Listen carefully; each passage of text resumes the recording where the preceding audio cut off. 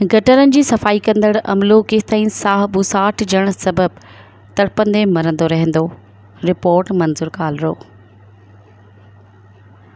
टंडो मोहम्मद ख़ान में अफ़सोसनाक ऐं ॾुखोईंदड़ वाक़ियो रोनमा थियो आहे, जंहिंमें म्यूनिसिपल सैनिटरी अमले जा 3 जमादार गटर साफ़ कंदे साह बुसाट जण सबबि वफ़ात करे वञण जूं ख़बरूं रिपोर्ट थियूं आहिनि।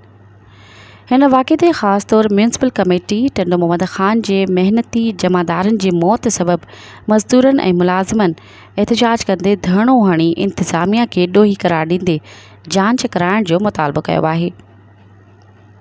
हिन वाक़े खां अॻु बि सिंध जे केतिरनि ई शहरनि में गटरनि जी सफ़ाईअ वारी सख़्त कम दौरान साह बुसाट जण सबबि सफ़ाई वारे अमले खे परेशानियुनि जो मुंहुं ॾिसणो पवे थो, जंहिं दौरान किथे किथे ज़रूरी औज़ार न हुजण या कमीअ सबबि साह बुसाट जण करे संदसि ॾुखोईंदड़ मौत थियो वञे।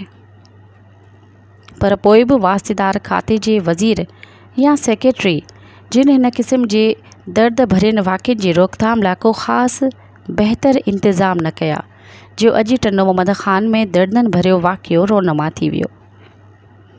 अहिड़नि अफ़सोसनाक वाक़िअनि जे वाद ते ॻणतीअ जो इज़हार कजे थो। टंडो मोहम्मद ख़ान में साॻी तरह मस्जिद अक्सा चौंक वटि सैनिटरी अमले जा 3 ॼणा गटर जी सफ़ाई कंदे साह बुसाट जण सबबि वफ़ात करे वञण जो वाक़ियो रोनमा थियण करे सख़्त ताव वारी सूरतहाल पैदा थी वई।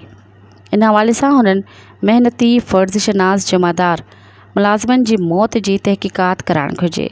उन सां गॾोगॾु संदन माली सहायता जो ऐलान करे ॾुखे वक़्त में संदन ख़ानदान खे अकेलो न छॾणु खपे। अॻिते लाइ हिननि वर्करनि खे ईअं तड़पी मरण खां बचाव जा इंतज़ाम करे खेनि ज़रूरी सामान फ़राहम कयो वञे त जीअं संदन ज़िंदगियूं महफ़ूज़ रही सघनि। फ़ौतियुनि जे अज़ीज़नि जूं दाहूं ऐं रोज़ राड़ो इंतिज़ामी बेहसी खे ज़ाहिर करे थो। उमेद त साणस इंसाफ़ जूं घुरिजूं पूरियूं कयूं वेंदियूं। इंसाफ़ दोज़ इदारा शख़्स तोड़े इंसानी हक़नि जी तंज़ीम खे हिन वाक़े ते पंहिंजो किरदारु अदा करण जी ज़रूरत सम्झी वञे थी।